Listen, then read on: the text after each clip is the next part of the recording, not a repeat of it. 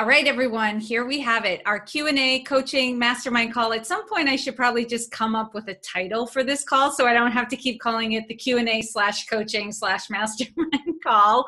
But this is our December call, and I'm going to take notes on the topics that we do on these calls so I can make sure I put in the Facebook post those topics, because I'm sure people who join later will want to browse by the topics that they're interested in. So I'm ready to go. So let's do it this way, because we made this mistake on the last call. If you want the floor, put something in the comments and I will call on you as we go through. That work? Okay. Awesome. I can hear typing. That's me.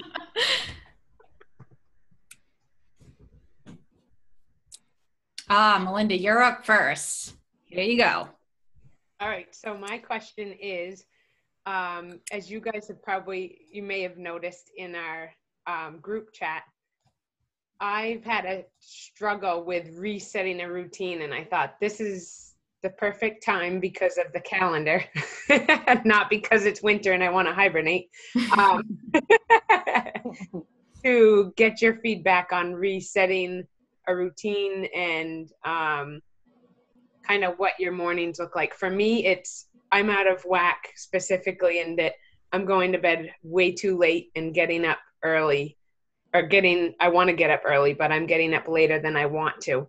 And I'm currently comfortable, and I know I need to get out of my comfort zone to make some changes that I want to make happen. So that's my question.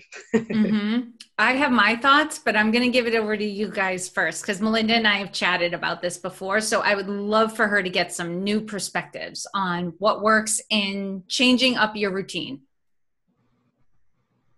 Okay. Mm-hmm. Go ahead, Christina. I don't know. Like, oh, all right. My brain's turning. I think that, I think that a lot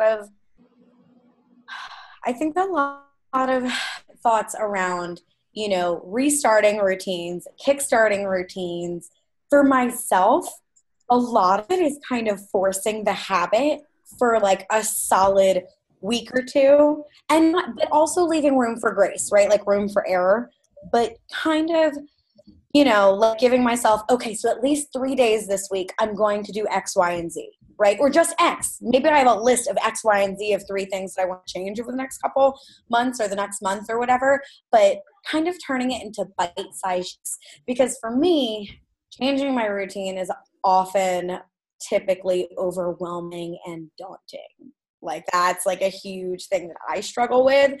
So I found that when I kind of try to make it into bite-sized chunks and, not expect to build Rome in a day and expect to be able to like take the time to allot to it. I think that really helps me. Does that make sense?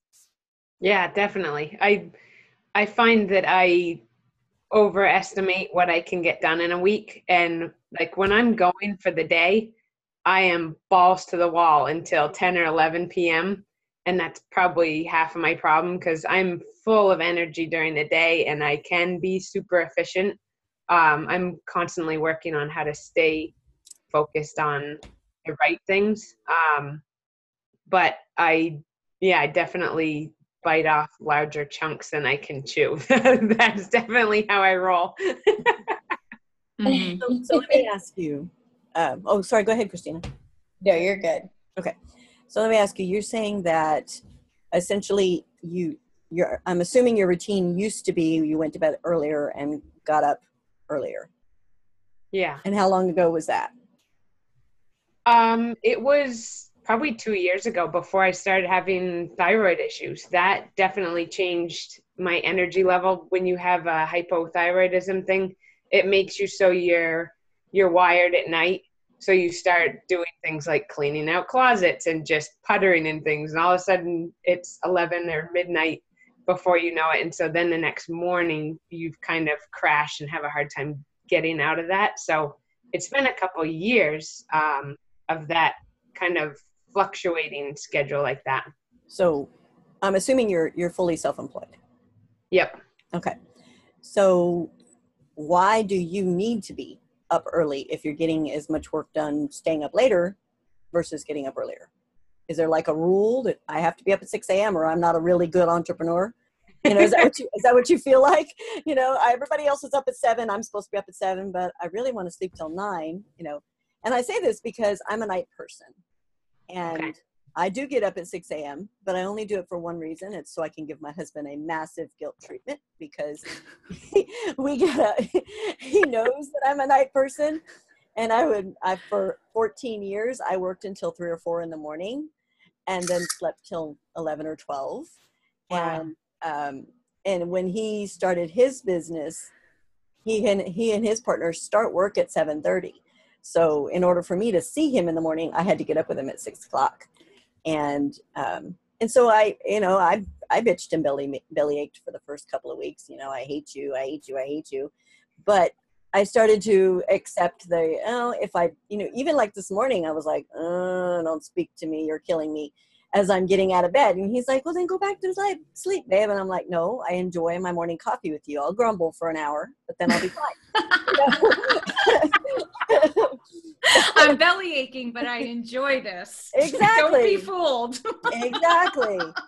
And the truth is I would miss it. I would miss my morning coffee with him. But when we were self-employed fully, you know, when he was home with me for the 11 years that he was home working with me, we slept until we wanted to sleep and we worked until we wanted to work. So I guess my question is who's telling you need to change your schedule? If it works for you physically, it works for your metabolic issues, what makes you feel like you need to change it? If you're getting everything done you want to get done, it's just not on the time schedule that society says you should have it on.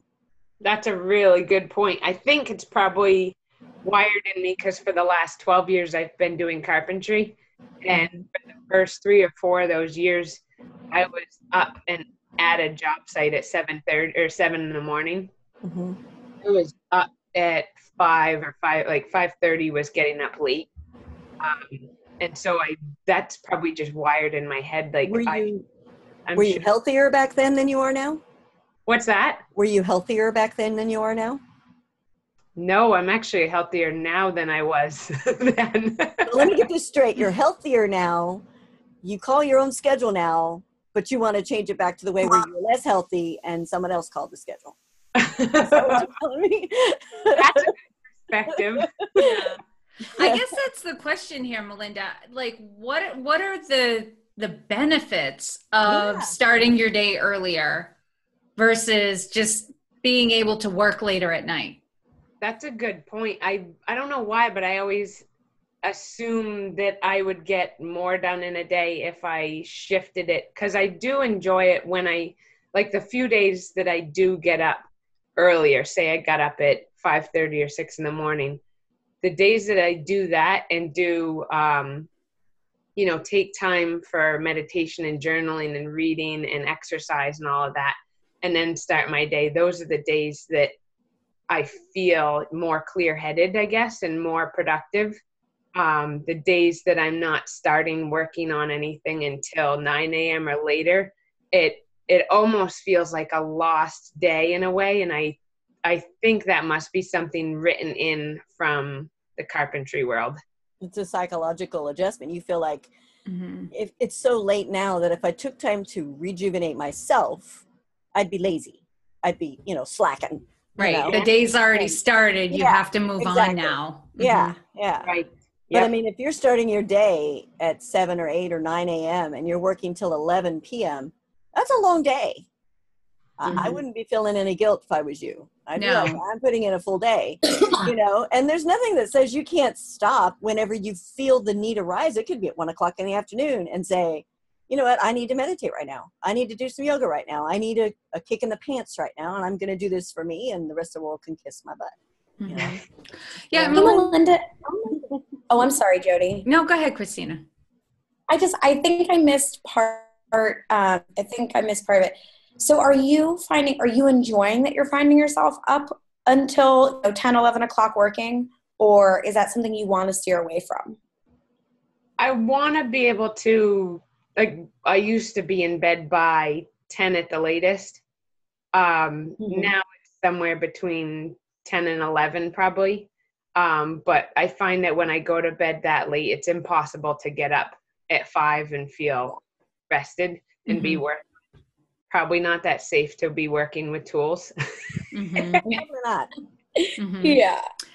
And my question, Melinda, was, is there, and if you slept in a little later, is there any reason why you can't do your meditating and your journaling? Because you said like the key to that was doing it at the beginning of the day to kind of set the tone for the day. Could you do those things at 8 or 9 o'clock in the morning? Definitely. And I think that's that's part of the new shift I need to make, is just do that first, regardless of what time I get up. And, I may even end up, if I start doing that every day, I may find it easier to get up the next morning. Because you'll be looking forward to it. Yeah. Versus I got to get up and go straight to work. Yeah. I get to and have some me time. You definitely, it sounds like you definitely do need the psychological shift, and you have to give yourself permission for this. And I was just recalling this, I don't know why, but I remember in Massachusetts when the blue laws were in effect, like stores could not open on Sundays, right? So I grew up my entire childhood into my teen years where everything shut down like it was Christmas on Sunday. Even now Christmas, some stores are still open. Like nothing was open. You did nothing but visit family and eat and go to church and do recreational activities on Sunday. That was it. And then the blue laws were repealed. And so then I found myself in my late teen years and college years working on Sundays, like in a restaurant environment. And I remember those days, I felt so sluggish. Like physically, it felt not right to be at work. And I would feel sick, like being at work. Like I'd just be like, oh my God, I'm dragging. I'm so tired. Da, da, da. And I realize now it was psychological. Like I had just become used to that Sunday was the day of rest. And you didn't do anything that you didn't want to do on Sundays. And it took years for me to get over. Now I'm at the point where if I work on a Sunday, I'm like, because if I want to take Tuesday afternoon off, I'm going to take Tuesday afternoon off. So I'm like, I don't care like where on the week calendar work falls. But it's the more you're talking, the more it sounds like you just need to give yourself permission. Like just go with the flow, go with what your body is naturally doing and what's working for you, and let go of the rules around when all this stuff is supposed to happen. Especially because you feel better physically. I mean, you said you went through a physical transformation with healing. Yeah. I wouldn't want to screw that up because I have issues with my belly. And I spent probably up until I was about 35 in and out of hospitals with belly troubles. And I basically don't digest. So I just, it just caused all kinds of health problems. And when I became a full-time entrepreneur from home, because I've been an entrepreneur for 20 plus years, but it was in multi-level marketing. So it was a lot of travel and all that. But when I became a full-time entrepreneur at home and I could dictate my own schedule, I ate when I wanted to eat and I worked when I wanted to work and I slept when I wanted to sleep. All that went away. I literally have no belly troubles now, none whatsoever, unless we like take a trip or something, but I just plan really, really well for it. And consequently, you could not pay me $20 million to change my schedule. I just simply won't do it because it's not worth feeling bad to meet the rules, that the rest of the world thinks I'm supposed to fit, So if you're healthy, I say do what feels good. Mm-hmm. That's the perk of being an entrepreneur. Yeah, true. Thank you, guys. My only add, Melinda, is, very similar to what Christina and Erin have said. I would just suggest experiment. There may be days when you want to get up early and you feel good and you want to start your, and so you start your day with your meditation and your reading. But there may be days when you want to sleep in, and just it's a process. So just play with it. I know I felt the same way when I started working from home, that I needed to be up and, if it was a job, it might start at 8 or 8:30 and I needed to be ready to go. And it's taken me a couple of years to realize, what, I probably, by the time I get up and if I'm at my desk by 9 or 9:30, I feel good about that because I'm very intense. And once I get focused, as you said, you can go through the whole day like you're on, So I really like the idea of small steps, and I'd extend it to, experiment and just see kind of feel into the new routine and see what kind of works. Awesome. Thank you, guys. I'll report back. Yay. Awesome. All right. Anybody have something? I think the cops are coming for me. I may run. I know, Erin. We'll understand if your computer suddenly poof, disappears. I know I'm a troublemaker. Sorry. Mm-hmm. And I want to get an update on your campaign. Oh, how is that going? You've done a webinar or a tele? I did 2 teleseminars. Yes. No one has registered for it, so I'm kind of a downer today, ladies.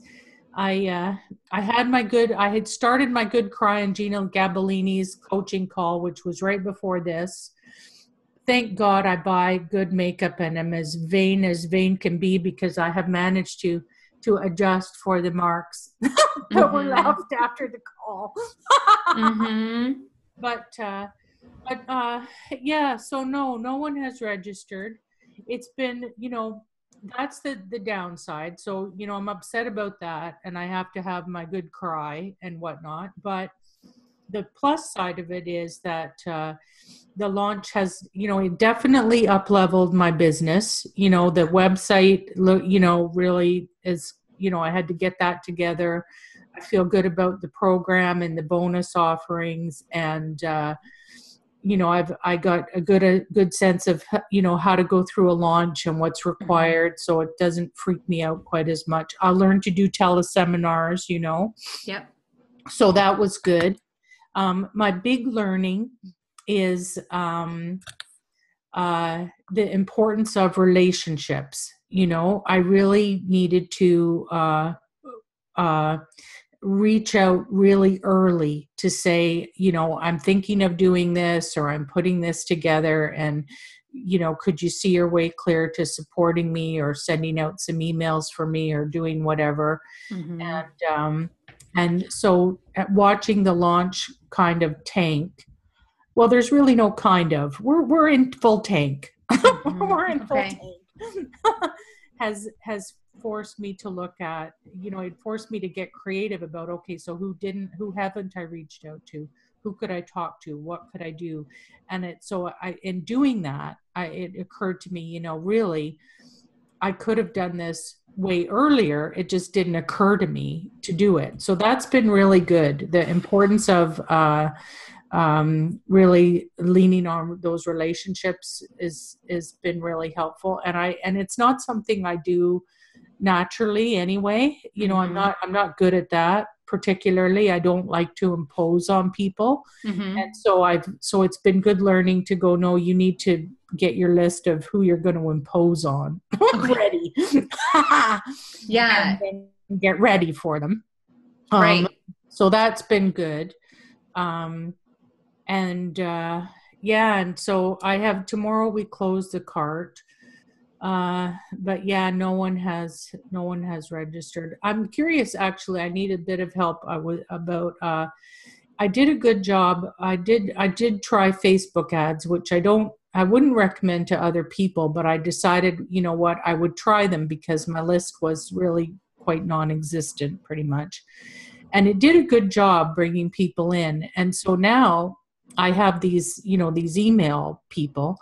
So I wasn't really sure what I should do with them. If now I know I can email them weekly, but I wondered if best practice is to sort of try to convert them into a Facebook group, or what's best practice for what I do with these people now. Mm-hmm. Because what I realize is, that everyone talks about that know, like, and trust factor. I realize now I have these people, I need to build on that, right? I need to nurture them in some way. Mm-hmm. And I'm not quite sure, exactly. I'm not quite sure what the best way to to do that is. Okay. Before we answer that question, I would like everyone with a show of hands to acknowledge if you've had a program or an event completely tank for whatever reason. Can I raise 2 hands? Yay! My peeps! Right? I You think joined this the club. it's the rite of initiation. Like when you put your heart out there and you're ready to save the world and nobody wants it, right? Yeah, Especially when it's at bargain basement prices too. It's like you just sit there and all you hear is crickets, you know? Exactly.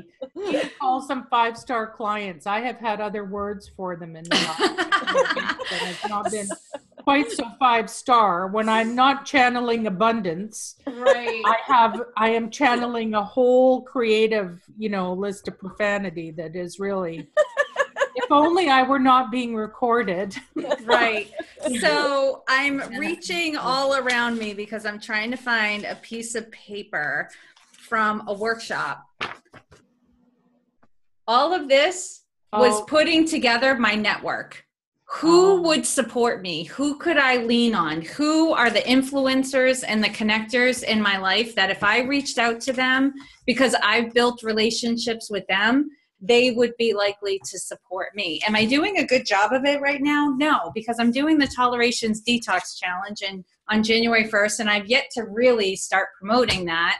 And a course in January, and I haven't reached out to anybody yet. So thank you, Anne, for bringing this up, because this is a good kick in the pants for me. That was the hugest revelation, was as things were tanking, I thought, who could I reach out to? And then I thought, well, geez, why didn't I think of talking to them really much earlier in the process? And Right. we'll talk about that, about how don't worry about getting your program super tight, talk to people, get that going. And I didn't think the program was super tight. So I thought I was kind of okay. But as I got into it, I realized, no, I could have started this much earlier. I haven't given myself enough runway to warm these people up. Right. And the first time you're doing a program, what I find too, if you're anything like me, most of it's happening at the last minute anyway, right? It's like mad dash to, like, you set this unrealistic date, and then it's just a race to have it happen. So in regards to the emails that you have, I actually do want to ask another question before we go there is, how many people showed up for the teleseminars? No one. Nobody did. Okay. No. People registered, but no one came. And so one of the things we talked about was I could have done more reminders. Like I did the invite, and then I did a reminder that it's today. Mm-hmm. I probably should have added one that, it's in a couple of hours or something. Like you do a really good job at that, and so does Gina. Mm-hmm. And I just wasn't as clear on the technology for kind of how to do that. So I had to get my head around that a little bit. And with a hook, like a reminders, even a few days out, like, hey, want to thank you again for registering on this teleseminar. You're going to learn XYZ. I'm so excited. Can't wait for you to be there. Like that reminder of like, why did I register for this? Why was this important? But people, something too? Yeah, go ahead, Christina. Jody, I'm sorry, but I have a little bit of lag time, so like I heard a break, so I didn't mean to cut you off. Sure, go for it. Yeah, no worries. I've noticed that's happened a couple times, so I'm trying to feed with it. We will forgive you from here on out. Yeah, she has the wine, so you can really she's good in our book. We don't care. We don't care. She has the in with the booze. Such high standards. Yeah, Okay. So just a couple questions that I did want to have, especially at a time where you didn't have anybody show up. So it's kind of like you said, it's a good cry day. It kind of sucks, right? But it's okay. We're allowed to feel that way. So how many people did register for your event? 22 registered for the first one and 54 registered for the second one. That's great. Says is pretty good for cold traffic. That's great. So that's amazing. That means your ads and your email campaign was working. Yeah, the conversion on the ebook, on my little e-guide thing, it was going pretty well. The cost per opt-in for that was $374. So people said that was good. And the second webinar, the cost per opt-in was $3.55. So people said that was pretty good. I think with the registrations, I think the reminders, and very much to your point, the reminders also about this is what you're going to learn was important. You know, Now, is this a paid workshop or just a webinar? no, it's free. That they were free to. So what's preventing you from just sending them the replay link? Ability. Your card's not closed. You got a whole day still. That Did you record, You know, Anne? Yeah, I did record it, but I already canceled my instant teleseminar thing. You know, so Gina was saying that replays don't convert, so I hadn't. And They for me, do. I could do. know. Sorry, They pardon don't. me, Erin. I said most of the people I know don't watch live. They go Oh, to the replay. interesting. Okay, interesting. Because they can't fit it in their schedule, or they're on the road, or they're at work, or whatever. And me, I'd rather watch a replay, because then if it's like, oh, the intro there, she's going to talk about why I should be here for the first 6 minutes. Let me fast forward it a little bit. I already know I want to be here. And so yeah, if you still have the link, Right. I'm not sure because I canceled it. Well, and the other thing is too, while Gina was saying that, that people don't maybe convert as highly on a replay, either way, right? Like getting people to watch a replay is still a really good first step, right? Yeah. Like for you, like as a business owner, right? So like, don't get me wrong. Are you working with Gina Gabellini? Yes. Okay. Yeah. So, someone with that kind of experience and everything, like that might not be as much of a, maybe when you're in the business, as long as she has and everything, you might be looking for different rates as well. But I think that would be really cool. Another question that I had for you was, how many of so how did your Facebook campaign work? Well, the Facebook campaign was just the ads, and then I didn't have a business page, so we did a business page, and then we did some notices about I'm doing this and isn't this great and whatever on the business page, and then forwarded it to the personal page, So that was, and the business page is going, pretty well. People are interested. So it's not, people have said they liked it and things like that. So that's not going too terrible. I guess I should have been a little more specific. You mentioned that you got a lot of email addresses. Is that like, did you acquire them from the newly? Facebook ads? From the Facebook ads, people were supposed to download my e-guide, or to register for the teleseminar, they had to give their name and email. So when I say a lot, it's all relative. For me, I had about 150 people going into this, because in Canada they have to say that you can talk to them. It's a double I guess it's called a double opt-in in Canada. I can't. So from my LinkedIn people, about 150 had said yes, you can talk to me, and then the Facebook ads generated about 400 people. Wow, that's a lot. That's a lot. That's huge. That's massive. Wait, I'm checking the numbers. I think what we're trying to say, Anne, is there's a lot of things you can feel good about with this campaign, right? Like, yes, I totally get it. You can have your cry because you didn't convert, your program didn't sell. But in terms of marketing and starting to build a community, very effective. Absolutely. I think so. I think I like your idea too about letting people watch the replay. I'll check, because the instant teleseminar people sent me a nice note saying, if I wanted to extend my time. So I might be able to. I know it said I could enable the replay, so I can find out about that. Perfect. Do you want to think about that, Anne, too? Like the replay is like an ebook. Like it's another freebie you're giving people that showcases your expertise. Right. Right. It's not a huge converter like having people live. Gina's not wrong in that. Like when people show up live, they're more likely likely to convert than they are with the replay. But it's not to say that the replay is not useful. It is very useful. Exactly. Right. I think I like your idea because it's also like aside from building the relationship, it's a gift to the client, in the sense that they couldn't make it. So here's, the other thing it's another asset. Yeah. If you got a ton of people, that's a ton of people that liked your ebook that opted in just for your ebook. Yeah. Well, the company switched for the second webinar. But started using the ebook, and then on the thank you page for wanting the e-guide, they said, would you like to register for the webinar? And they were able to bring the cost per opt-in down from $11 to $3, just doing that. So the e-guide was really pulling. Okay, so your opt-in, they didn't have to sign up for the webinar to get the ebook. They just had to give you the email. For the second webinar, for the second webinar, they had to sign up for the e-guide. That's how they found out about it, was through the e-guide. On the thank you page, it said, would you like to register for, it worked both ways. There were separate ads for the webinar, and then there were ads that for whenever they wanted. Which one converted better? Which one converted better? The one with the e-guide.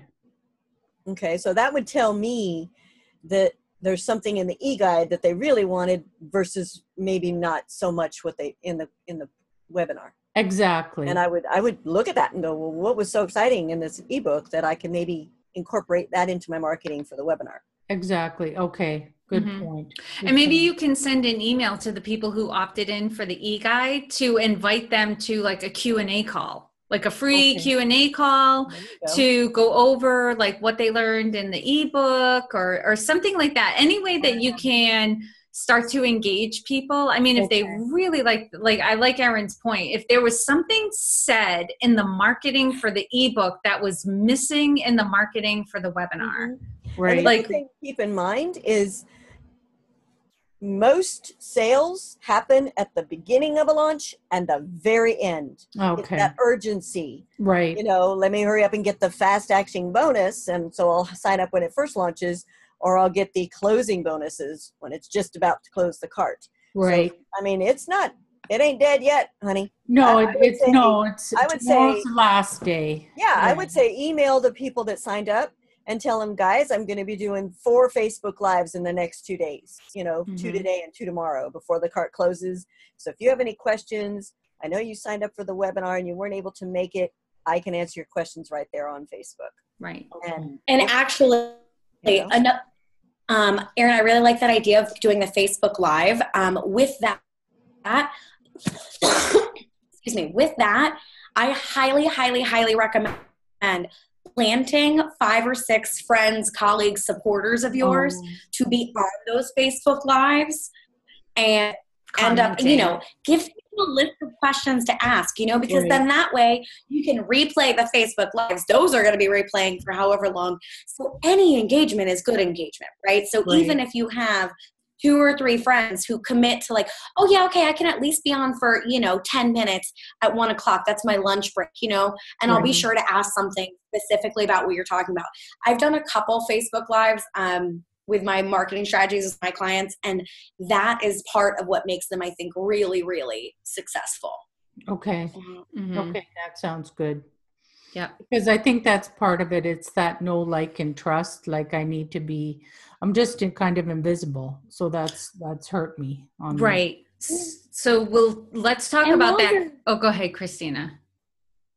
I was just going to say, while you're kind of invisible now, these people who are starting to click and who are starting to opt into stuff, like, you're not visible to them anymore. You are still very new and very much on their radar, but I mean, and this is the kind of, I think that we could talk about it for a really long time, but, Anne, if you'd ever want to just like chat, I kind of brainstorm this stuff with clients all the time. If you'd ever want to just like chat like this or whatever, and, we could kind of brainstorm different ideas of things you could do with your emails or, kind of really help build that know, like, and trust. Because one of my favorite concepts, how there's like B2B and B2C as far as like business to business or business to consumer.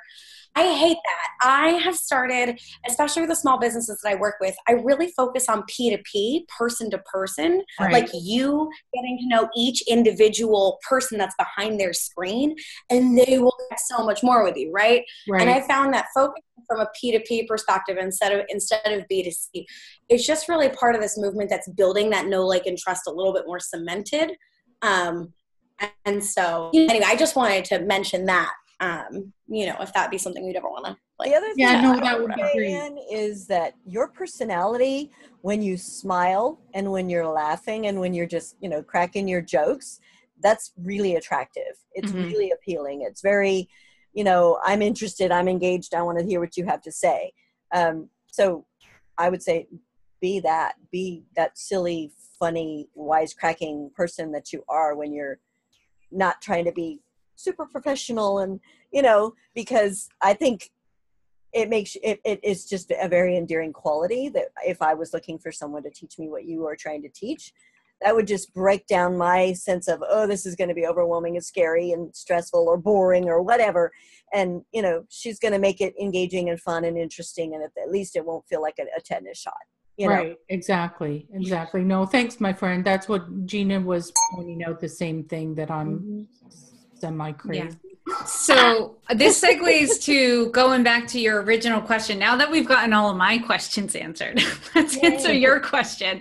So you were asking about a Facebook group. Now here's what I would say about Facebook groups. It has potential. It is a great way to build relationships with people. You just have to be ready for the commitment, because you got to be in there consistently, and you got to know that initially at first it will feel like a dead zone because people don't know each other and they're still trying to get to know you. But I do like the idea of you doing Facebook Lives in a Facebook group. I think you will build engagement much more quickly. Like, people will start interacting and they'll really get to know you really well. But here's the thing. Do not just throw people into your Facebook group. Invite them. And that means you're going to lose some people. But that, like, I know for me, I find it annoying. I've heard other people talk about it, that it's very annoying when someone just grabs you and it's almost like that feeling of someone picked you up and threw you into a pile. Right. And you're like, I'm like, because I think the thing is people are starting to cut down on Facebook groups, like they do subscriptions for email, because they don't want all the notifications, and it's just too much to manage. But if you invite them in and they choose to be there, they want to be there, start the Facebook Lives right away, so that they get a sense of you. Crack your jokes, be you, be, tongue in cheek, like, just have fun with it. And I think you'll find that you will build that know, like, and trust factor very quickly. I totally agree. Agree. And ask a questionnaire, ask a couple of questions when they join the group, so they feel a little bit privileged. They feel a little bit special. I had to pass a test, basically. Yes. I just started doing that, and it makes it so much easier to vet people as well. Like, keeps the scammers out too. Yes, keeps the spammers out, and it does give you a sense of, like, oh, this group is serious. I have to answer questions before I'm approved into the group. Okay. And Facebook Lives, it's just like this. Like, I just talked to the webcam. Yeah. Okay. Yeah, I believe on Facebook. I'm trying to remember. I think Facebook pages you can do from your PC. It may be that Facebook groups you can do from your PC now. Yeah. But at one point, one of the things, either profiles, groups, or pages, you could only do from your phone. And I don't know if that has changed. Okay. I'll Google it. I've gotten really good at Google. You've gotten really good at Google. I might even be able to go in there and just take a peek. If anyone else has any questions or thoughts for Anne. I would say, Anne, they always say the fortune's in the follow-up. So don't let those 150 plus email addresses go to waste. Could be a golden nugget in there for sure. Yes, I definitely, that's why my next step is, tomorrow, to your point, I'm not completely dead in the water. Tomorrow's cart close, and I have 4 emails going tomorrow. But I I definitely wanted to sort of work through what's the strategy for, maintaining these people now, because they did opt in. And I like the idea of, asking them, what they liked about the e-guide, because it's a broad brush. Depending on what they liked in it, I can, do something deeper, either as a teleseminar or, some kind of a PDF, something. Mhm. And you can flat out ask them. Yes. Can you let me know why you couldn't make it? Was it just a scheduling conflict, or was it the content that you felt like it just wasn't for me? Or, get that feedback. Just Okay. be honest. Let them be honest with you, because that's where you're going to learn the most. I mean, we don't like to be told, well, sorry, but I just lost interest. We don't like to be told that. But if we don't hear it, we don't know. Right. Well, exactly. Okay. Right.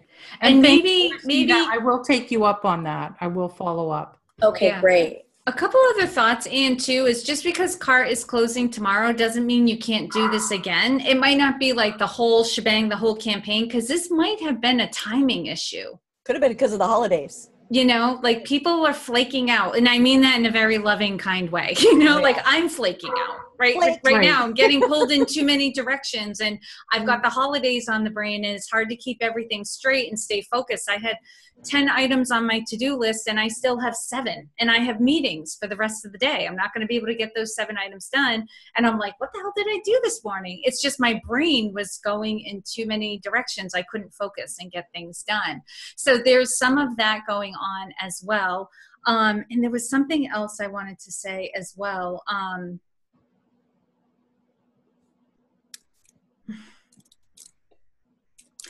You could also offer to people as an incentive for answering, like if you send them a survey, as an incentive for answering the survey, they might get a free seat in your program. And even if you do your program for free with 10 people, at least you got to do it. And you'll learn a lot. Learn a lot, get feedback, get testimonials. So when you're ready to do the whole shebang again, you will have those testimonials now. That's a good idea. Right. I wouldn't have even thought of that. That's a really good idea. Right. Well, it would give me the other thing, practice with Zoom and the whole thing, right? Right. That's priceless. With people who are just grateful to be there because you gave it to them for free.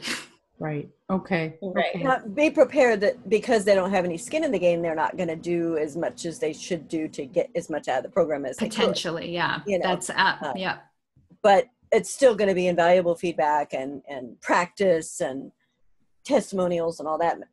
That's a brilliant idea, Jody. Yeah. And there's some people that I think that I would be comfortable saying, look, I think you should do this. Right. What's it going to take to get you in? So, okay. And the thing with for free, Erin's absolutely right, because they don't have skin in the game. But sometimes what I find does work is if you just stay in constant contact with them, like don't let them ghost, almost be on them, so that you stay on their radar. I think if you treat them like a paying client who's self-motivating themselves, like they paid money, so they have that added motivation to try to get the ROI. If you treat them like that, they will tend to drift. But if they're in there for free, it's almost like you have to be on them. Okay. Think of them as a kid. You're trying to get them to do their homework. And something else with that, though, the whole being on them thing. A couple minutes ago, and you'd said that you want a strategy around how you're going to be reaching out to them and everything. And I don't think I can stress enough how important I think that piece is, though, because while you want to be on top of them 100%, and you need to be more engaged with them than someone who's being motivated because it's coming out of their wallet. Just be really careful with that and be really intentional with being on top of them, because overloading people is a way to push them away. Mm-hmm. So there's a fine line. Yeah. Right. You know what? Actually, in going back, I would still say, give them some additional attention to keep them engaged, but also maybe at the beginning, set the expectation. I'm willing to give you this program for free, but you've got to be committed. You've got to be a part of it. You've got to show up. You've got to do the work. Are you willing to do that? Sometimes just giving them that opportunity to fully commit to it. Right. And you can say, I'm taking a risk because if I let you in, and you're not participating, that will impact other people. Like, is this Right. something you really want and you want to be a part of? I'm happy to give it to you because I really like you. Okay. Yeah. Okay. And now for the I don't want to take up a lot of the call. Facebook Live does work in groups. I just Okay. checked. Yep. And what do I For the say PC. What do I say in the Facebook Live? Oh, whatever Just moves pick you. a topic that your course is about Okay. and talk about it for 15 minutes. Okay. Mhm. Okay. It could be a variety of things, and you can even schedule out like a content calendar. Like, say you commit to doing 2 Facebook Lives per week, right? The first one might be a welcome. I'm so happy you guys are here. Thank you so much. Here's who I am. Here's my story. This is what I do out in the world, and then add prompts, like put in the comments below, like, what do you do for work? Like, Okay. maybe there are other people in the group you can connect with. Okay. The second one, you might start break it, like take your ebook and start breaking it down and talk about different topics. And I love the idea of like what you teach on your webinar. Like on this webinar and in this course I do, and in my ebook, like I talk about this and break it down. Kind of like, it's almost like writing a blog, but you're doing it live. Okay. Sorry, I wasn't specific enough. Oh, sorry. No, don't be silly. I really appreciate this. If I was going to do any before cart close or during that, what do I say? I would pick a subject inside the program. Okay. Pick a pain point that is a good pain point that they really want to solve, Okay. and Go at it. and explain how you would solve that. Don't give it all away, but enough that it's intriguing. You know, Okay. that it makes them go, okay, this is something I need to look into. You know, Okay. and then you do have a sales page, right? Yes. Yes. Okay. Yes. I would for sure. also recommend starting a brand new Facebook group as a practice round, and even add a couple of There you us go. There you as go. members, and then do your very first Facebook Live in that group so you can work out the kinks. Okay. I was so nervous the first time I did a Facebook Live, and I've done, I don't know, 6 or 12 of them now, so still not many, but it's really helpful just to know what's coming and when the recording's going to start, so you're not like staring at the screen looking like a monkey or There's something. more proactive on my face. Yeah. Yeah, and I guess I'm confused by your question, because the people who are were interested in your ebook and what you were offering, they're not collected anywhere on Facebook. So I'm not sure where you're planning on doing this Facebook Live before cart close. Oh, that was so good. Very good question. That was when we were talking, maybe if I was going to do any Facebook Lives that, before Yeah, you cart should close. email them with a link to your Facebook group to Oh, join. if I had one. Yeah, before cart close, I don't know about doing a No, Facebook it's sounding Live. okay. That's even better, because I didn't really want to do it because I haven't done it yet. Yeah. But I would have, really considered it. So this is good. I'll put some thought to your point. I would send them a link to a Facebook group if I want to do that. Mm-hmm. And, But that's not to say you have a business page, don't you? Yes.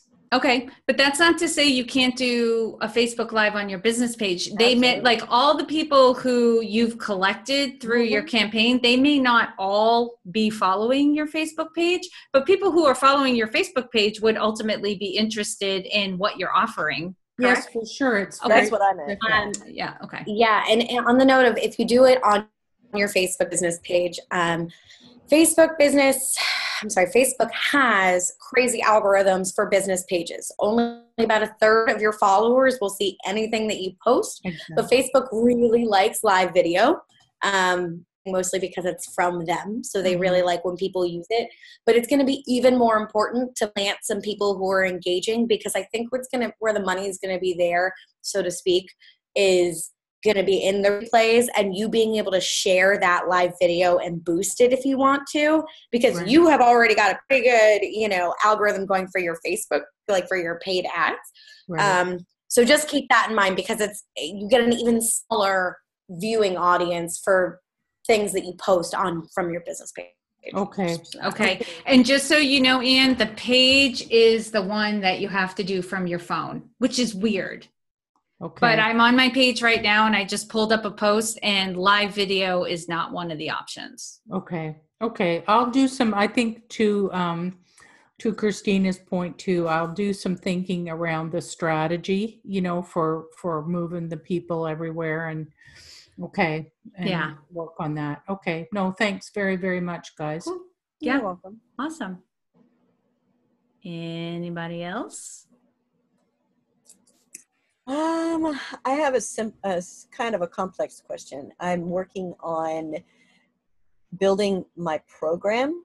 We've been talking about this for a while, and I am just stuck at I've never had a written structure for really, really, like, this is how I have to do it when I'm coaching a client, and putting it all into you can't do B until you do A, with a deadline at the end of it, and all that mess is just, I'm stuck. I feel pigeonholed. I feel trapped. Okay. But I know this is the direction I want to go. I know that I want to have a group coaching program, but I'm stuck with how to put it together. Okay.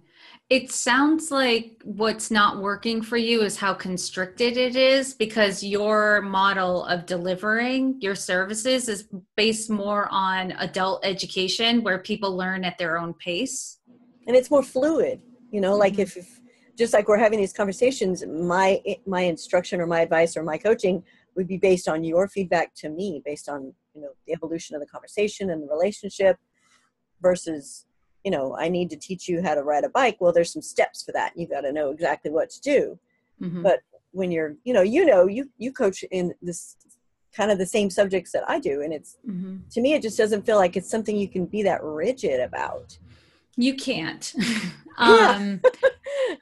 But and is your program, does it have to be like, say for instance, I know your program is ultimately going to be longer, but does it have to be 6 months? And in the first 2 months, we're talking about these subjects, and the next 2 months, this, and, or could it be, here's the entire curriculum, do it at your pace.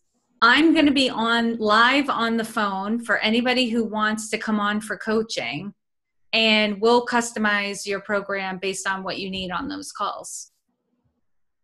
Well, I wanted it to be a 90-day program, and it covers about 25 different subjects in that 90 days. And a lot of those subjects are, like procrastination and that kind of thing, different subjects that kind of blend together with other subjects. And I'm not real sure. I feel like the only way I'm going to be able to do this program is live. I just don't feel like there's going to be a lot of written content. I think it's going to be mostly like this, on Zoom, on calls. I don't feel like it's going to be something I basically can do like a 300 or 400 word blog post, for lack of a better way to put it, on each subject or each module. But I don't see how I'm going to be able to come up with, a ton of slides and all that kind of mess. I think it's just going to be like this. Yeah. Where we have a conversation and, and I can give them feedback and advice, instruction, they can ask questions and all that. I feel like does that make any sense? Does that even sound like group coaching to you? Yeah. Yeah, it does, because you're doing 25 subjects, but they're all, what I'm hearing is they're not unrelated. No, subjects. They're all connected. Right? So if I gave you guys, 25 modules to do over the next 3 months, and I had a call once a week, and everyone could come on and ask the question that was relevant for them, would anyone feel off-put by a program like that? I'd actually prefer it to be something like that rather than something that needs a ton of written homework. If you end up having some modules that have your own kind of training in them, maybe you have links to trainings or something like that. It's maybe with my lifestyle, owning 2 businesses, more of my reading is done on Audible. I'm listening instead of reading. So I almost think that videos and audio files are kind of the new way that people are learning. Right. That's what I think too. Because you can either multitask or you can, stay focused. Because what I'm trying to teach, basically, for lack of a better way to put it, and I'm still trying to come up with the right terminology for this whole process, is very transformational. I mean, it's the person I was at 32 to the person I became by 34, 35, that transition is massive. I don't even resemble the same person. And so to ask them in 90 days to make that kind of transition, it seems a bit of a, but all my coaches are saying, you can't do more than 90 days. Most of these programs, they don't want to commit to 6 months. They want the transition to happen. And then you can transition them into long-term coaching after that. And I'm like, I just don't know how you make that big of a transition in your life in 90 days. What do you feel good that they could do in 90 days becomes one of the questions. That's a good question. Mm-hmm. And the other is too, I understand some of the challenge, because when I was working on writing the emails and then looking at the group program, not more on the emails, the written content, the advice I got was write for one person. So think of your ideal client, and when you're working through your modules. Sorry that I'm alone with the dog today, so she's doing something crazy down there. Think of just writing for one person. So you're constructing your program and your modules. Just think of who your ideal client is or who your ideal composite is. Don't worry about trying to satisfy the group. Think about, here's what that person needs to hear from me or needs next. And just have that person front of your mind, just the one person, as opposed to trying to split your focus around all these different people. That's a good reminder. Thank you. I had kind of started to think of it in this big, overwhelming, just the 5 of us in here. I'm like, okay, how do I coach all these different personalities, because we're all different. We all have different personalities, different learning styles, different backgrounds.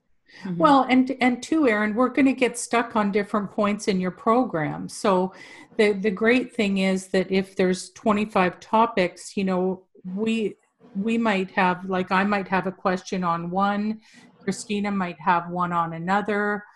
So you're not necessarily coaching us all at once. True. We're going to get stuck in different places. So if you just feel good about the topics and the information you're providing, and then the Q&A is open about, how can I help you on this particular topic? You're not going to necessarily get us all swarming you like bees. True. Mm-hmm. Thank you. That's really good advice. Does that help, Erin? Go ahead. Oh, I was just thinking about your 90-day span and how you said this transformation in yourself happened over a 2 or 3 year period. The full evolution of it, yeah. Yep.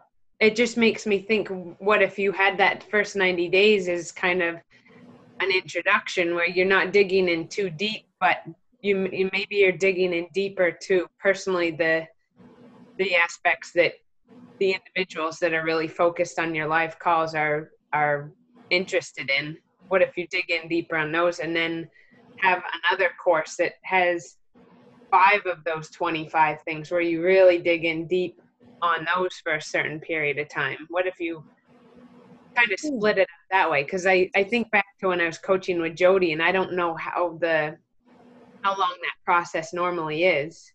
I don't know. What would you say, Jody? How many months does the coaching that I did with you take? It's typically 5 to 6 months. Oh, I am average then. Here I was thinking, because that was a major transformation for me. Like, a lot of big things changed in that 6 months.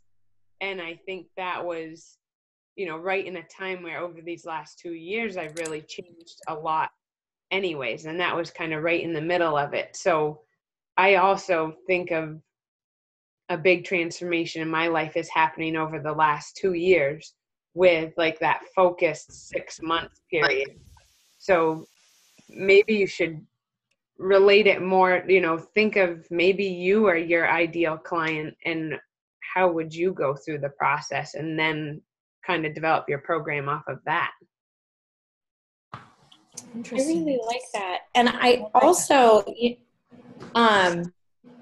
you said, Melinda, kind of made me think too, that like, thinking about that 90 days, thinking about how each person can go through it, while maybe a 6-month commitment sounds very long, I think if it's going to be more like, like people actually calling, or you having these calls and people calling it, or, being on the call with you to like bring up things that we have issues with, I think I would be more interested in a longer term program, that kind of way, because it is kind of, us being able to not necessarily do it at our own pace, but we'll be able to focus specifically at like Anne was saying, she'll focus on something that she's maybe having a different issue with than something that I'm having an issue with, right.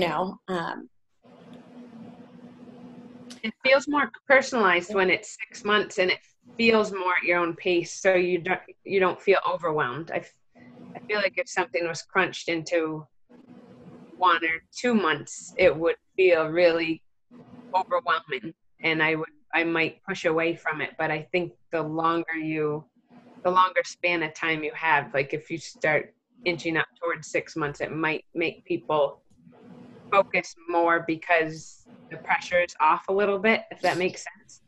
It does.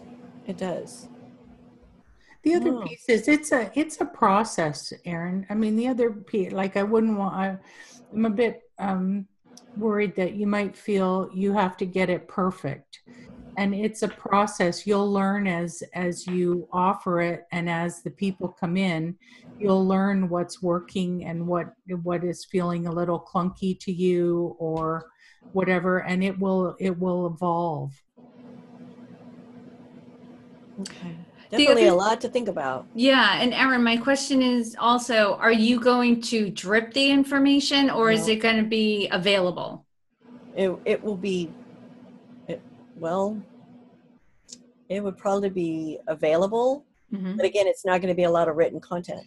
Right. Well, if it's all like, even like what you have, if there's written content, no matter how much there is for all 25 concepts or however many you're choosing to put in the program, you can say to somebody, this is self-paced. Like if you want to go through it really fast and go deep and go crazy, you can do that. Or if you just want to follow along, I'm going to be introducing things like as we go. You can do that too. Totally up for you. That way it's more accordion style and will meet the needs of different personality types. Because I've also had people who initially when they hired me, they didn't like the idea that it was going to take 5 or 6 months. So I was like, okay, so instead of meeting every other week, we'll meet every week unless there's a holiday or you're traveling, I'm traveling, that sort of thing. And we'll go quickly through it. And then after a few weeks, they were like, oh, well, I wasn't able to get my homework done. Oh, well, I wasn't able to get this done. And I'm like, well, then we need to start going every other week because you don't have time. Right. So, I mean, but with your program, it's not like we would have to change the timing of the phone calls or anything like that. You could just say, they'll just figure out this. Yeah, it's too much for you. Or if they don't feel like they're getting the transformation, well, then you can also say to them, because you need to practice it. You need to take time. Don't just jump to the next topic before you've really mastered the one we're covering. Very true. Very true. And I think I'm also concerned that, and you can definitely relate with this, Jody, is a level of really getting to know my clients just by having a one-on-one conversation with them. Even just a little bit of conversations, like say, for example, that I've had with Christina here. I've only talked to her a couple of times on here, and yet I can get a feel for her personality and her learning style, and what subjects that she probably wouldn't want to need any kind of help with, and what subjects she might need help with. And I worry that I will be able to get that level of transformation in a group setting when I'm not able to really. I mean, how much, okay, be straight with me, Jody. How much do you feel like you're able to really impact us, with it being, 4 of us in the room here? Do you feel like you're really able to impact us as much as you could if you were just working on a one-on-one. Oh, absolutely not. And to be completely transparent, that's not the goal. Like if that was my goal, I would be very frustrated. Okay. Completely transparent. But the way these are set up, it's not about me trying to convey transformation on these calls. It's giving all of you an opportunity to come and be with each other and to glean from the experience and the knowledge from the group. And on the occasion, there are opportunities for coaching if somebody's open to it, and they definitely give you signals as to whether or not they were open to it. Anne was very open to some coaching today. So there is opportunities for providing some transformation, but it's not required. Does that make sense? I think too, Erin, you don't want to take too much on yourself in that, you know, you're there and you're available to coach and provide the transformation. But the people on the group calls, they also have to show up and, as Jody's saying, be open and ready to be coached. So some people will show up to the group calls for different reasons. Some of them for community and support. Some of them to be coached. Some of them are getting to know you. I guess I was just thinking about it in the way that I think is if I show up, I'm all in. Mm-hmm. So I better get some attention. I better get my questions answered. I better, you know, get served. If I'm going to pay $4,000 or $5,000, I want, you know, some attention when I have a question. And a $4,000 or $5,000 call, people are going to show up differently. If all of you paid $4,000 to $5,000 to be in this program for 90 days to 6 months, like if you showed up for the call, I'm sure everyone here would have a question or want some coaching. Yeah, that's true. That's true. Right. So it's a different level, and a program is a little bit different from a membership community in terms of what people are looking for. Yeah. That's true.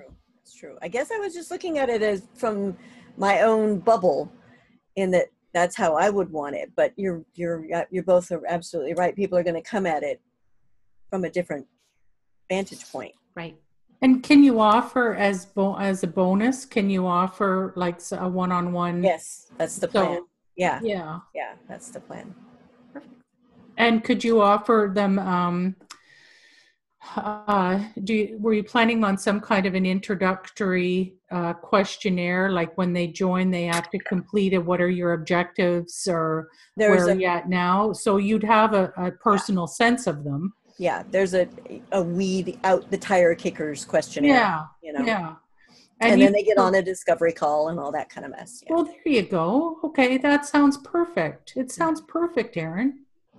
I guess I'm just nervous because I'm a perfectionist. I don't want to put something out there and have somebody go, I didn't get what I needed to get out of this. And, you know, I've never had a client not have a transformation. But my point would be, you don't own that. If they don't get what they want, they aren't asking for it. And you're smart enough and you've been coaching for long enough that if somebody's on the profound statement, and I'm going to write that down. If they don't get what they want, they aren't asking for it. No, and they're not, because you're a very, very experienced coach. And the thing with group, you will catch it, because on a group call, you'll know these people keep showing up every week, you know, whatever. Mm-hmm. And this one person or these two people never say anything. You're, as a good coach and a good facilitator, you're going to say, you know, I haven't heard anything from Christina. How are you doing? You know, so you can call them out. The group one programs I've done, she called us out if we weren't, you're trying to stay in the weeds, you know? Yeah. Okay. I have a tendency I have a very overbearing, bossy personality, and I'm trying to really tone that back. And this group has been really good about teaching me how to do that, because I have a tendency to just, okay, let me stand up in front here and take the leadership position. That's just always been my personality. Mm-hmm. And so I'm trying to learn to step back, because I don't want my members, you know, my clients, to feel like I'm trying to be the center stage. I'm trying to be, because that's certainly not my intention. I guess I always just feel like if I feel like I'm slacking if I don't step up. Mm.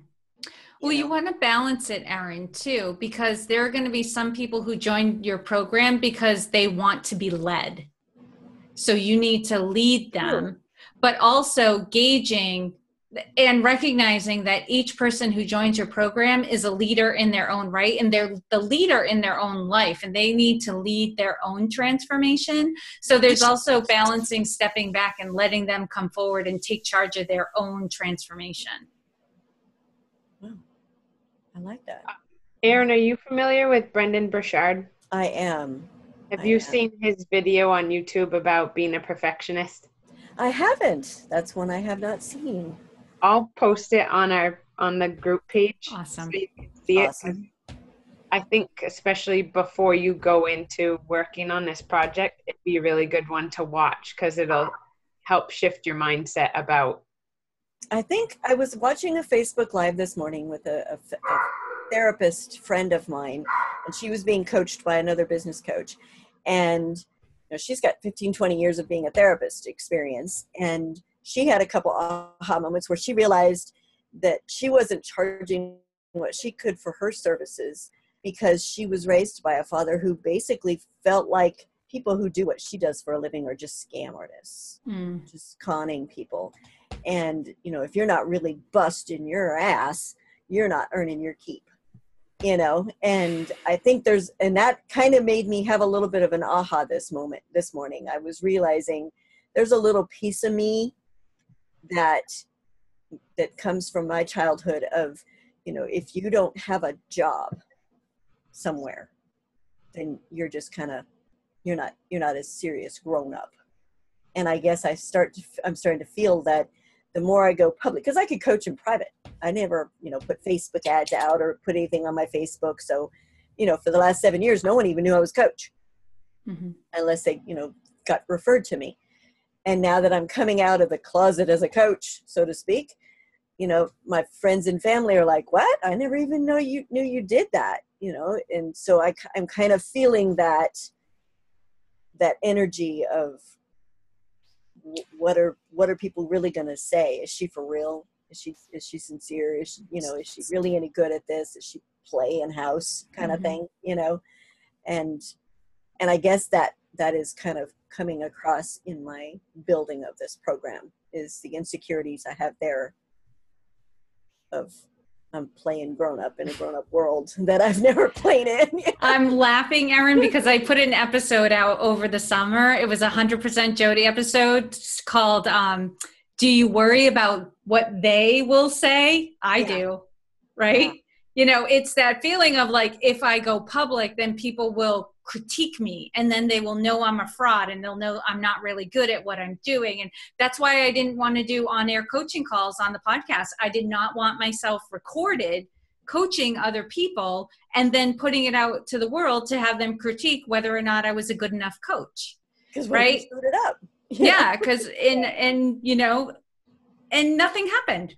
Right. And in fact, just the opposite. People were emailing me, messaging me, being like, this is great. Thank you so much. We love these episodes. This is, that sort of thing. And it's like, we have like the they. And I had a friend who helped me really see this was like, who are they? He asked, who are they? Who are they?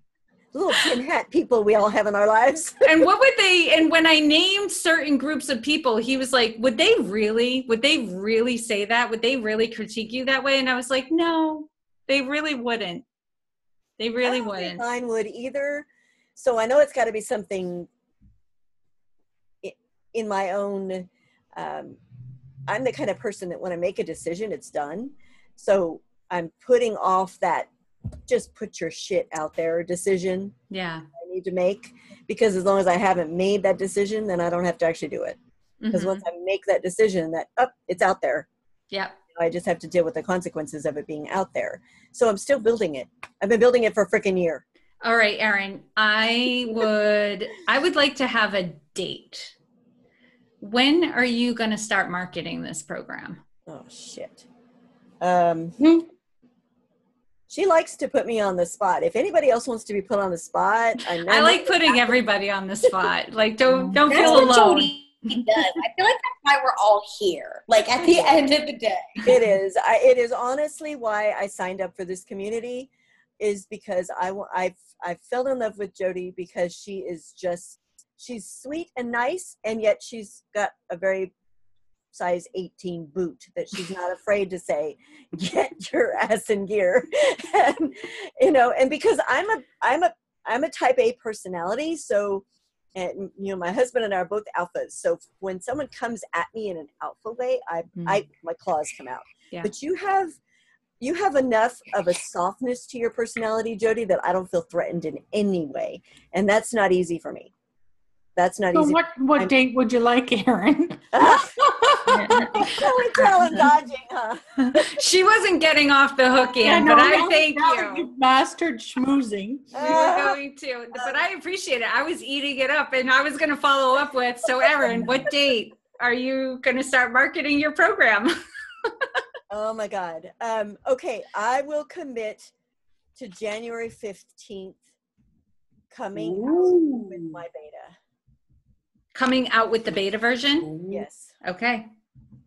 I will probably only have 2 or 3 modules done, but I think that's great. I think it's perfect. 2 or 3 is fine because it's going to evolve. Anyway, I think that'll be okay. Yeah, it's going to evolve. I think my mantra that I just hold on to, we were talking about it on the last call, is that progress, not perfection, and just going for it. And I don't know how I got myself in the mindset for this particular launch to do that, but I just sort of decided, you know what, I'm going to go for it. I'm just going to put it out there and just see what happens. And I remember in my other group program, they were saying that once you commit and, you know, you get some people, there's nothing that builds accountability like knowing you've got people showing up every week, or people have registered. And so the momentum of that will carry you and help you develop some of the other modules. And you'll also get a great sense from their pacing and their participation, you know, where you have to make adjustments. So it will be great, Erin. You've got great experience. Thank you. I appreciate that. I'm scared to death. Mm-hmm. I really am. Well, I get it. Yo.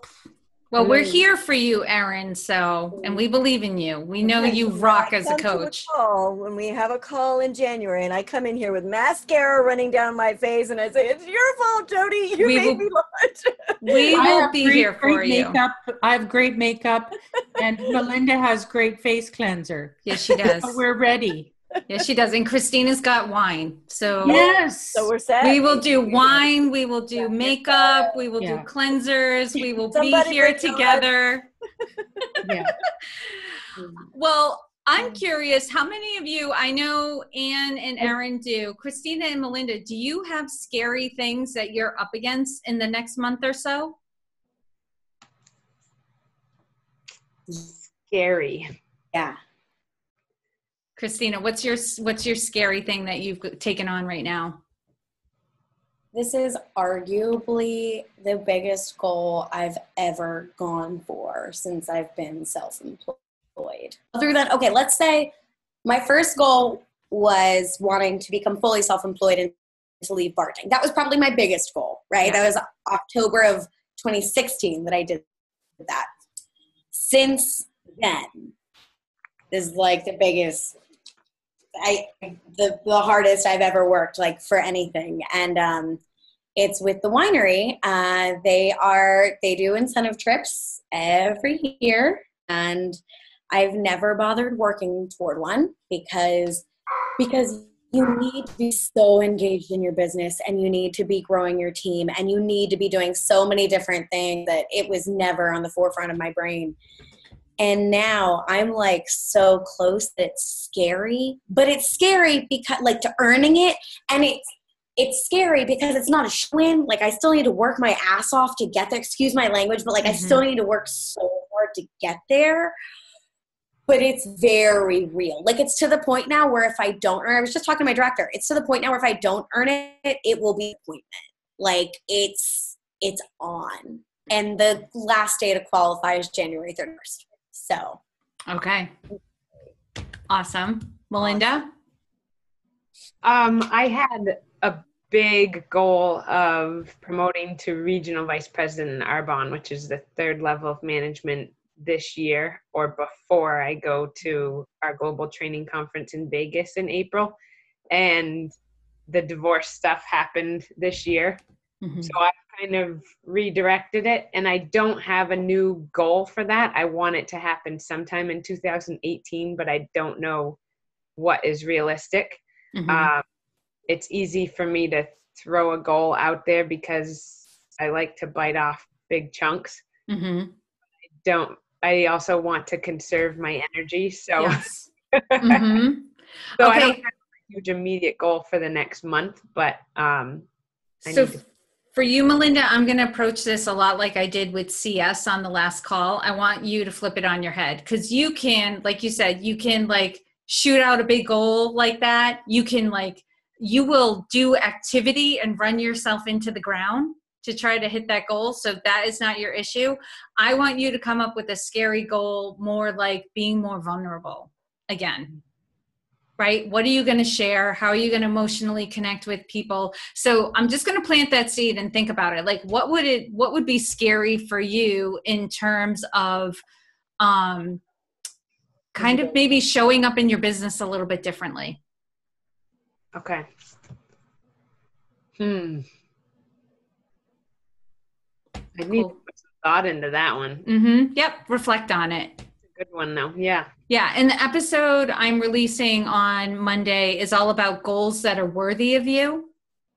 Right. So it's not just picking arbitrary goals. It's not just about incrementally increasing what you did last year. You know, like I'm going to increase my income goal by 5% or anything like that. It's like really getting at what your values are and bringing more of yourself out in your goals.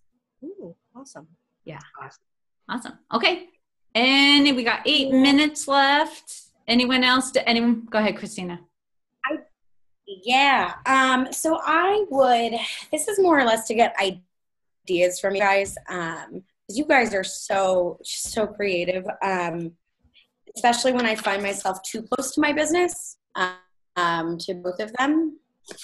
So something that I want to start doing is I want to start adding more value to the wine business. So just kind of brief background, the wine business is I give private in-home wine tastings for California Winery, right? The winery is great. It is a direct sales company. They provide all the marketing, they provide all these perfect little things that's wrapped up in a bow for us consultants.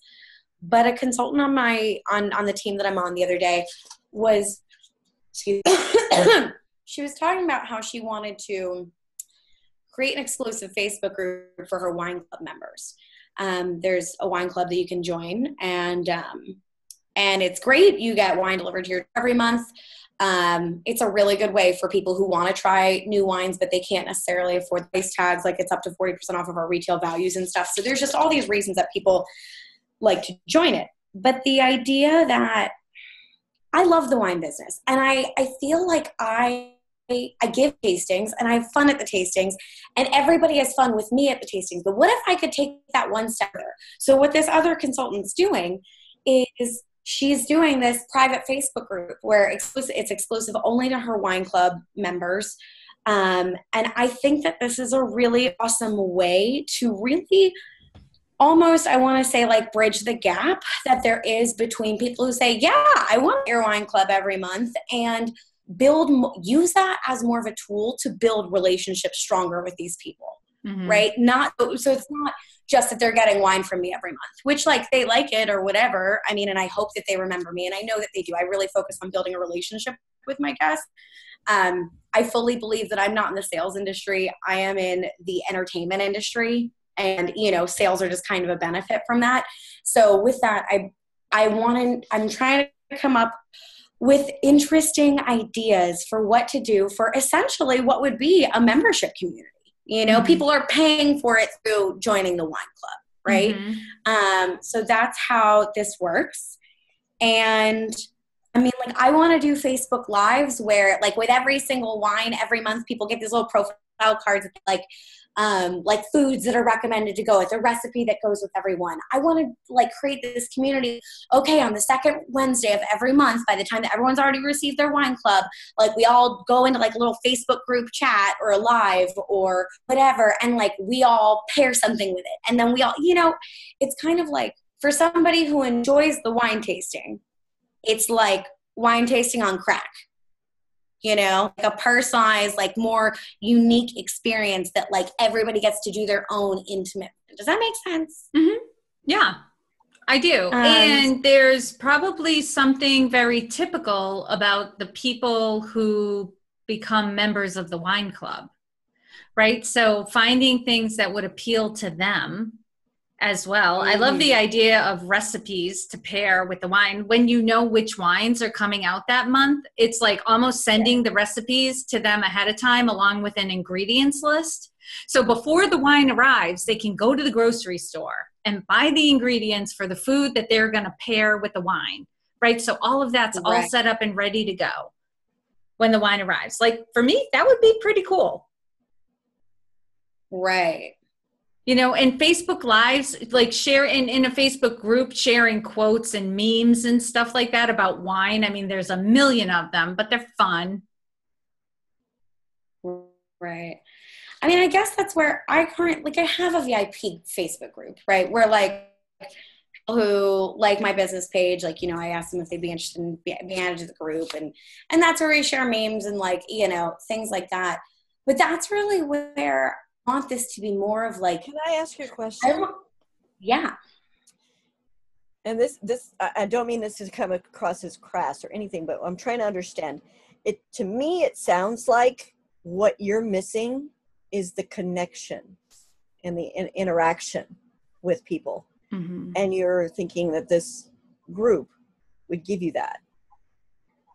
Yes, like beyond a wine tasting, right? So like beyond like and regularly, very rarely do I have someone host a tasting and I never see them again, because typically a group of friends will host, I should go and actually see the average, but it's probably at least 4 tastings over a 6-month period. 6 to maybe 10 months. What if you did something, because people, in my experience with wine tasting, people, my friends and my family that do a lot of wine tasting, I'm allergic personally, so I can't.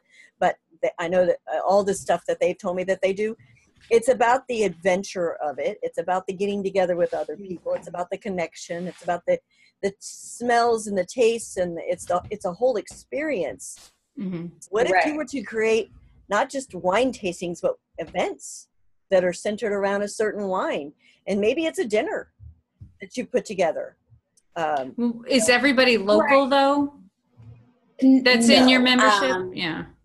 Oh, I thought you said definitely them again. Did you see them again? There are some who are local for sure, but I guess there are some who are local for sure, and I guess maybe I could do. Okay, what I kind of thought would be cool too would be like almost like instead of book of the month club, like how you get together with 5 friends one night a month to go over, the book or whatever that you guys read, doing a wine of the month club. Like, yes, wine club, it's the same concept, but really like actually, okay, so maybe it's a benefit for those who are, geographically close enough, and we do get together, somewhere, maybe it's at someone's house, maybe like, because I'm not looking to turn this into like a huge, like dinners can be expensive, they can be big, but I did. Where would this benefit? It could be everything. I feel like everything you're going to do in your business needs to be moving the needle forward. How does this move the needle forward for you financially? Help you reach your financial goals and your business goals? Or is it just meeting? If people are having fun specifically, it's because if people are enjoying this added element to the wine club, they want their friends to join the wine club too. Okay. And their friends will want to join the wine club. Gotcha. And that is a really big driver. And they'll stay members of the wine club too. It's retention as well. Yeah, I think that's the big thing is it's easier to retain clients than it is to get new ones. Right. So what you're really looking for is a value add. Like this group would have to add more value than the VIP club. This has to be exclusive. It needs to feel exclusive. Why don't you Right. poll them and like- ask them what they That's want? what I was going to say. Just poll them and ask them, would you guys want to do a get together on Facebook? Would you want to just do a recipe share where everybody shares their recipes? Would you Right. Or a Zoom call, yeah. Yeah. I mean, Okay. Like maybe everybody shares something different that they've done with the wine, like a different pairing. What they have has anyone experimented? Do you want to share that? Right. Right. Like different ways that they can, because I agree. Erin, it is like the experience, like that is a huge part of it. And so if I can help them kind of relive like that experience that they get at the wine tastings, like in their own life, like my head keeps floating around the idea of like beyond the wine tasting, like beyond the normal experience. And I can't come up with like a catchy phrase for that yet, but I feel there's something there. So yeah, I'm really just asking them what they would appreciate or value that I could provide. Yeah, I think that's a good idea. and are there any other groups like that out there that, do something like that? And what do they do? And are you a part of them? So you can see what they're doing. Right. Right. Oh yeah. Maybe look at like what other wine clubs actually do, Exactly. companies that have this kind of a service, or maybe it's not even called a Maybe wine they club. just Maybe have it's like a wine center. Maybe they just have a YouTube channel where they do a cooking once a month of us with a certain wine. Yeah. Who knows what they do? I don't know what they do. That could be so fun. Like if we did like a cooking thing and actually tied that in and like, I don't know. Yeah. Okay. Thank you. And you're talking, but you're still on mute. Me? And I was Oh my God. It's an ant. she was just spouting wisdom and nobody could hear Oh, it. I can't see. Here we can only hope. I was going to say if there's a local chef or different chefs that are really well known, maybe inviting them to your home or to and the chef makes different hors d'oeuvres that complement the wine. That makes Christina, that could be a partnership that goes way beyond your membership community. Yeah. Even just interviewing a chef. Even just interviewing them on a Maybe Facebook you Live. have a wine tasting in off hours in their restaurant, especially if you can find a chef / owner of a restaurant in Portland. Portland's a huge foodie town. I mean, this is like someone who'd be willing to do that partnership. And if they're not the owner, you can do the party at your house and maybe a local chef. Like the PR for that would be amazing. Yeah.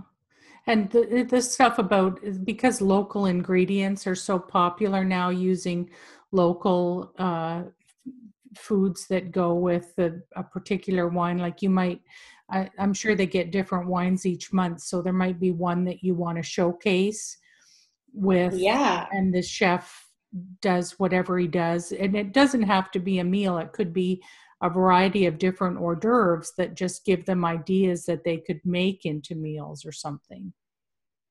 Right. How cool would that be if I could partner with even like local farms or something, and like, maybe, what if we did like, this like meetup, maybe it's once a quarter. I don't know. Maybe it's not a regular thing. Maybe I just try it a couple times, but if I could, the issue with going to restaurants and stuff is bringing alcohol in. But if I were to go to like a local farm that doesn't serve alcohol, and were to like reserve space and like partner with like their dairy farm, and so like use their cheeses and like, so it could kind of be a sales event for them kind of thing, or, well, it could and be we could a just catering company too. Like it doesn't have to be a restaurant. It could be a catering company. That like people who like not necessary, and restaurants have, like I think a lot of their money is made catering sometimes. Mm-hmm. So if it's a catering company, then they come to your home and they do something that pairs with the wine. Mm-hmm. Right. Yeah, that's a really good idea. Yes, Oh, I that's a really good also, idea. You know, I see you, that's it for Melinda. today, ladies. Like, Yeah. oh my God. Yeah, Melinda had to hop off, and I also do too, but this was great. I love the conversations. Thank you so much, you guys, for being here live. And thank you for those of you who are watching this later. I hope you were entertained. And if I don't, I mean, I'll wish you in the group, but I just wanted to say happy holidays, Merry Christmas. I think we all here celebrate Christmas. And for those of you who've been celebrating Hanukkah, I hope it was joyful and peaceful. So I love you guys. Mwah. Have a good day. Bye. See you later.